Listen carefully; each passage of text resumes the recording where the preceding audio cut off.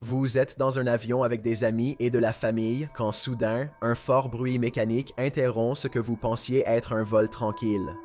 Les lumières de la cabine clignotent rapidement puis s'éteignent, vous plongeant dans une obscurité totale alors que le moteur cale.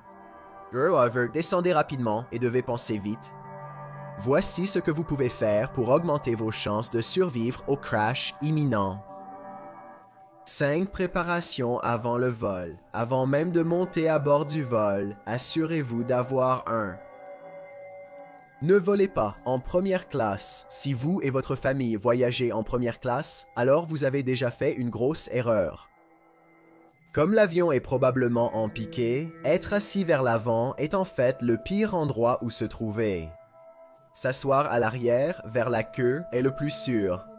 Peu importe la rangée dans laquelle vous vous trouvez, assurez-vous de vous asseoir près d'une sortie et de vous asseoir à l'intérieur, le plus près possible de l'allée, afin de pouvoir vous échapper le plus rapidement possible. 2. Habillez-vous pour un crash. Vous devriez être habillé avec des vêtements non amples qui ne s'accrocheront pas aux branches et autres objets dans la nature une fois que vous sortirez. De même, vos chaussures devraient entièrement envelopper le pied et avoir des lacets. Si vous portez quelque chose qui expose vos orteils comme des sandales ou certains talons hauts, attendez-vous à ce qu'ils soient coupés ou brûlés. Portez quelque chose en laine ou en coton, car ces matériaux sont légèrement moins inflammables. Tout ce qui est fait en polyester ou en nylon a tendance à goûter lorsqu'il brûle, ce qui entraîne des dommages supplémentaires sérieux que vous ne voulez vraiment pas expérimenter. 3. Comptez les sièges. Lorsque vous décollez pour la première fois, comptez le nombre de sièges entre vous et la sortie. De cette façon, si la cabine est remplie de fumée et que vous ne pouvez pas voir, vous pouvez toujours vous frayer un chemin dans l'allée en comptant le nombre de sièges que vous passez à la main jusqu'à ce que vous trouviez la rangée que vous savez avoir une sortie. 4. Se préparer à l'impact. Étape 1. Préparez votre zone. Tout le monde criera et paniquera autour de vous à ce moment-là, mais vous devez rester calme. S'il y a un trou dans l'avion, vous devez mettre votre masque à oxygène en 15 secondes ou moins avant de vous évanouir. C'est essentiellement juste un élastique qui s'enroule autour de l'arrière de votre tête comme des lunettes de protection, donc les mettre est facile. Mettez d'abord votre masque puis aidez les autres si nécessaire. Si quelqu'un s'est déjà évanoui, il n'est pas trop tard. Vous pouvez leur mettre un masque à oxygène, même s'ils sont inconscients, et cela peut toujours les sauver. Une fois le masque en place, mettez votre veste et fermez-la complètement avec la fermeture éclair. Attachez vos chaussures plus serrées que jamais afin qu'elles ne s'envolent pas. Tous les objets lâches qui peuvent vous piquer doivent être rangés. Si vous avez le temps, courez aux toilettes et mouillez un morceau de tissu. Je vous expliquerai pourquoi plus tard. Étape 2. Préparez votre ceinture de sécurité. Il y a une bonne façon de boucler pour un accident et une mauvaise façon. La mauvaise méthode est de boucler à travers votre estomac. Votre estomac est fragile et vous faire du mal ainsi causera plus de dommages. Au lieu de cela, bouclez sous votre estomac à travers votre bassin. Étape 3. Adoptez une position de crash. Vous devez garder vos pieds à plat sur le sol avec vos genoux qui dépassent plus loin que vos pieds. En gros, vos jambes devraient être aussi loin sous le siège que vous pouvez les mettre tout en restant à plat sur le sol. Cela vous empêchera de vous casser les tibias. Maintenant, l'avion descend encore plus vite qu'avant et vous savez que le crash est proche. Mettez une main sur le siège devant vous et placez votre autre main par-dessus la première. Posez votre front contre vos mains et n'entrelacez pas vos doigts car vous risquez de les casser. Gardez vos doigts écartés. Si le siège devant vous est trop loin pour être atteint, alors penchez-vous en avant jusqu'à ce que votre poitrine touche vos cuisses. Mettez votre tête entre vos genoux, croisez vos poignets derrière vos jambes et saisissez vos chevilles.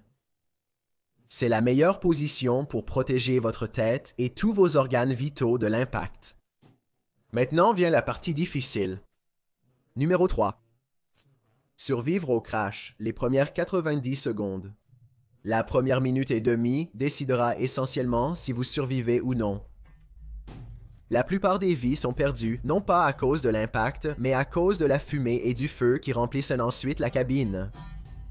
Première étape. Comment se protéger de la fumée? Les composants d'avion en combustion et le carburant sont extrêmement toxiques, alors assurez-vous de couvrir votre bouche et votre nez avec votre chemise ou un morceau de tissu. Si vous avez déjà mouillé le tissu, bravo, cela filtrera la fumée. Même dans ce cas, restez bas pendant que vous rampez à travers les corps en flammes et les débris pour éviter la fumée. Étape 2. Comment trouver une sortie? Comptez le nombre de sièges que vous passez jusqu'à ce que vous tombiez sur la rangée avec une sortie. Vous devez sortir le plus rapidement possible, mais vous devez d'abord vous assurer que la sortie est sûre à franchir. Regardez par la fenêtre pour vous assurer qu'il n'y a pas de feu ou d'autres dangers. Si la sortie est bloquée, alors vous devrez peut-être trouver une autre sortie directement en face de l'avion dans une autre rangée. Déplacez-vous rapidement ou périssez. Étape 3. Ne soyez pas submergé. Après un accident, certaines personnes sont si effrayées qu'elles n'arrivent même pas à détacher leur ceinture. Ne soyez pas l'un d'eux. Vous avez très peu de temps, alors détachez-vous. Laissez toutes vos affaires derrière vous et sortez de là rapidement. Quatrième étape. Ne sauvez pas les autres. Je vais être complètement honnête. Plus vous essayez de sauver de personnes, moins il est probable que quelqu'un survive. Porter une personne est un travail difficile et vous pourriez ne pas être à 100%, alors concentrez-vous sur votre propre sécurité. Étape 5. Éloignez-vous de 500 pieds, vous devez courir au moins 152,4 mètres du site de l'accident pour être considéré comme en sécurité. Tout ce qui se trouve dans cette plage est sujet à des incendies et des explosions. Même si vous êtes gravement blessé, vous devez continuer à bouger. 2. Crash d'avion en mer. Si vous savez que vous allez vous écraser sur l'eau, mettez votre gilet de sauvetage avant de mettre votre masque à air. Quoi que vous fassiez, ne gonflez pas le gilet de sauvetage tant que vous êtes encore dans l'avion. Si vous le faites, vous vous retrouverez poussé contre le plafond alors que l'avion se remplit d'eau. Au lieu de cela, nagez hors de l'avion d'abord avant de le gonfler. Comme pour les accidents d'avion sur Terre, vous devez toujours vous éloigner de 500 pieds pour être considéré en sécurité si vous portez un matériau lourd comme de la laine ou si vous vous sentez épuisé en nageant. Enlevez vos vêtements et laissez-les couler. Les vêtements mouillés sont lourds et les enlever vous aidera à flotter. Une fois que vous êtes assez loin, essayez de vous accrocher à un débris pour rester à flot. S'il n'y a rien à quoi se raccrocher et que l'eau est calme, alors allongez-vous simplement sur le dos. Restez ainsi jusqu'à ce que vous soyez secouru ou que vous échouiez quelque part. Nager au-delà du périmètre de sécurité de 500 pieds au lieu de flotter vous épuisera probablement juste et vous fera probablement noyer. Si l'eau est agitée, alors vous devez vous allonger face contre terre plutôt que face vers le haut. Ensuite, en vous allongeant sur le dos, parce que l'eau ne se précipitera pas sur votre visage, retenez votre souffle pendant un moment, puis soulevez votre tête de l'eau pour inspirer.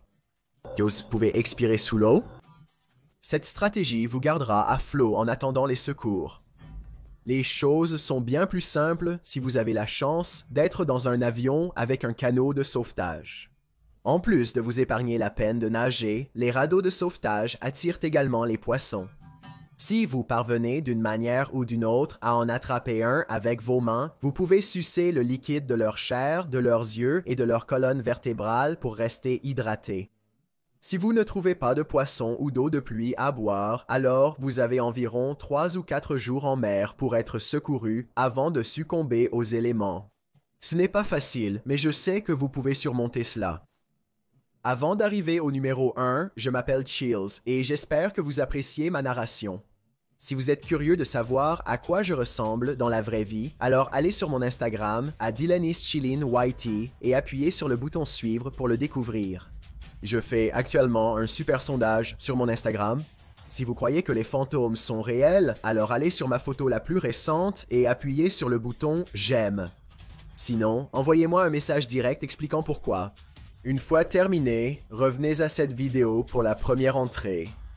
Suivez-moi également sur Twitter à eChills car c'est là que je publie les mises à jour des vidéos. Il est prouvé que la générosité rend une personne plus heureuse, donc si vous êtes assez généreux pour cliquer sur ce bouton d'abonnement et la cloche à côté, alors merci. De cette façon, vous serez informé des nouvelles vidéos que je télécharge chaque jeudi et dimanche. Le souffle de l'après. Première étape. Ne bougez pas après avoir parcouru 500 pieds, restez sur place.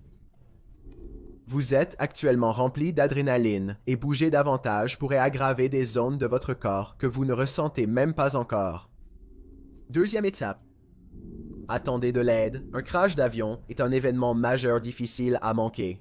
Il y a de fortes chances que les responsables des urgences en soient au moins informés et dépêchent immédiatement des équipes de secours. Si vous partez à la recherche d'aide, vous risquez de manquer l'équipe qui aurait pu sauver votre vie. Les drones nous permettent d'explorer des zones où nous n'oserions jamais mettre les pieds, et lorsqu'ils volent haut dans le ciel, ils capturent parfois des choses qui n'étaient jamais destinées à être vues par l'œil humain.